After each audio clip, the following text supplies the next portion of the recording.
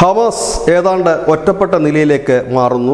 ലബനനിൽ വെടിനിർത്തൽ കരാറിൽ Israel ഏർപ്പെട്ടതോടെ Hezbollah Israel സംഘർഷം അവസാനിച്ചിരിക്കുന്നു. താൽക്കാലികമായുള്ള വെടിനിർത്തലാണ്, 2 മാസത്തേക്കുള്ള വെടിനിർത്തലാണെങ്കിൽ പോലും അവിടെ അത് ശമിക്കുമ്പോൾ നെഞ്ചിടിപ്പ് കൂടുന്നത് ഹമാസിൻ്റെയാണ്. കാരണം ഇനി മുഴുവൻ ശ്രദ്ധയും ഇസ്രായേൽ സൈന്യത്തിൻ്റെ മുഴുവൻ ശ്രദ്ധയും ഹമാസിലേക്കായിരിക്കും. അതുകൊണ്ട് തന്നെ ഹമാസും ധൃതി പിടിച്ച ഒരു വെടിനിർത്തൽ കരാറിന് വേണ്ടിയിട്ടുള്ള ശ്രമം ആരംഭിച്ചു കഴിഞ്ഞു എന്നുള്ളതാണ് പുറത്തു വരുന്ന വിവരം.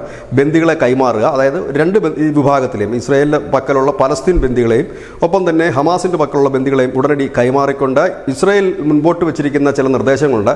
അതിനെ ഏകദേശം അംഗീകരിക്കുന്ന നിലയിലേക്കാണ് ഇപ്പോൾ കാര്യങ്ങൾ പോകുന്നത്. കാരണം ഖത്തറിൽ പോലും അവരുടെ ഓഫീസുകൾ പ്രവർത്തിക്കാൻ ഇപ്പോൾ സാഹചര്യത്തിൽ കഴിയാത്ത ഒരു സാഹചര്യമുണ്ട്. അങ്ങനെ എല്ലാ തരത്തിലും ചുരുങ്ങിയിരിക്കുന്ന ഹമാസിന് ഈ ഹിസ്ബുള്ളയുമായിട്ട് IDF അഥവാ ഇസ്രായേൽ യുദ്ധം അവസാനിപ്പിക്കുകയാണ് എങ്കിൽ മുഴുവൻ ശ്രദ്ധയും തങ്ങൾക്ക് നേരെ തിരിയും, തങ്ങളുടെ അവശേഷിക്കുന്നവർ കൂടി ഇല്ലാതാകുമെന്നുള്ള ഒരു ഭയത്തിൽ നിന്നാകണം ഇപ്പോൾ തിരക്ക് പിടിച്ച ഒരു വെടിനിർത്തലിലേക്ക് എത്തുന്നത്.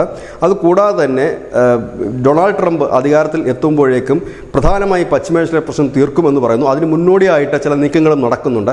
അതിൻ്റെയൊക്കെ ഭാഗമായിട്ട് കൂടി ആകണം ഒരുപക്ഷെ ഹമാസ് ഉടനടി ഒരു വെടിനിർത്തൽ കരാറിലേക്ക് എത്തപ്പെടാനുള്ള സാധ്യതകളാണ് കാണുന്നത്.